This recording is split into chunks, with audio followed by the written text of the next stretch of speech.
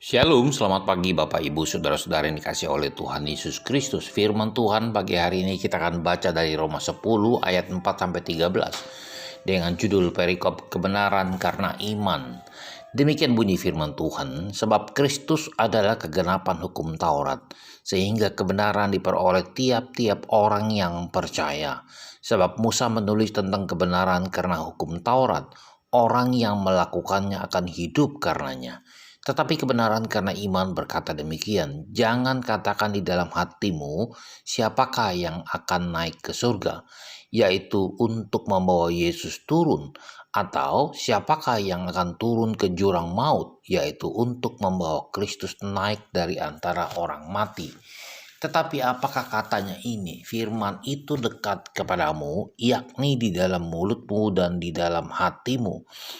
Itulah firman iman yang kami beritakan, sebab jika kami mengaku dengan mulutmu bahwa Yesus adalah Tuhan dan percaya dalam hatimu bahwa Allah telah membangkitkan dia dari antara orang mati, maka kamu akan diselamatkan.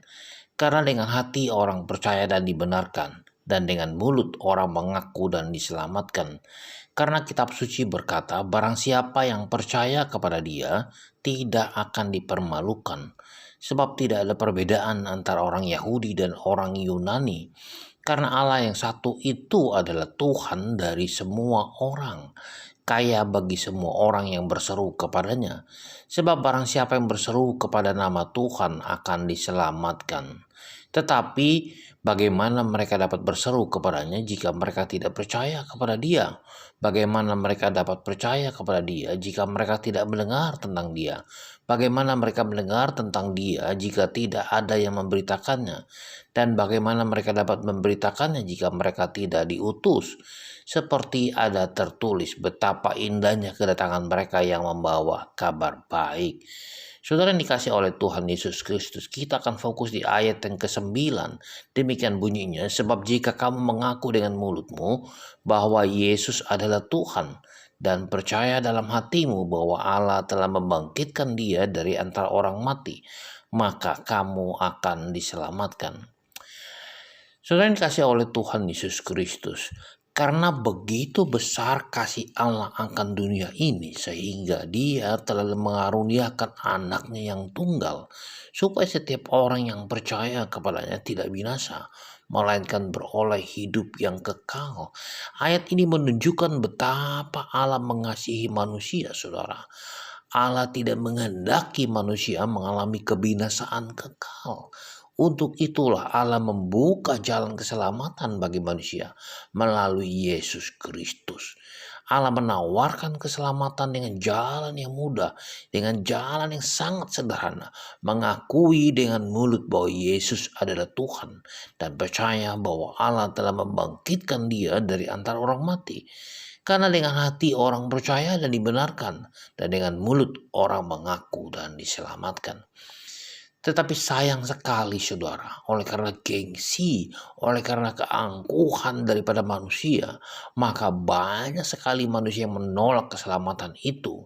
Mereka tidak mau menerima, bahkan mengakui Yesus sebagai Tuhan dan Juru Selamatnya. Keselamatan ini diberikan Allah itu yang cuma-cuma ditolak dengan mentah-mentah oleh manusia, saudara. Bahkan manusia itu berusaha mereka-reka jalannya sendiri untuk mendapatkan keselamatan itu. Padahal jelas dikatakan bahwa keselamatan tidak ada di dalam siapapun juga selain di dalam Dia. Sebab di bawah kolong langit ini tidak ada nama lain yang diberikan kepada manusia yang olehnya kita diselamatkan. Injil keselamatan telah diberitakan dengan berbagai cara di seluruh dunia ini, saudara. Namun orang-orang masih mengeraskan hati dan sengaja tidak mau mendengar firman Tuhan. Mereka berpikir setelah mati semuanya berakhir. Neraka dan surga dianggapnya cuma sebagai isapan jempol saja, saudara. Itu salah besar.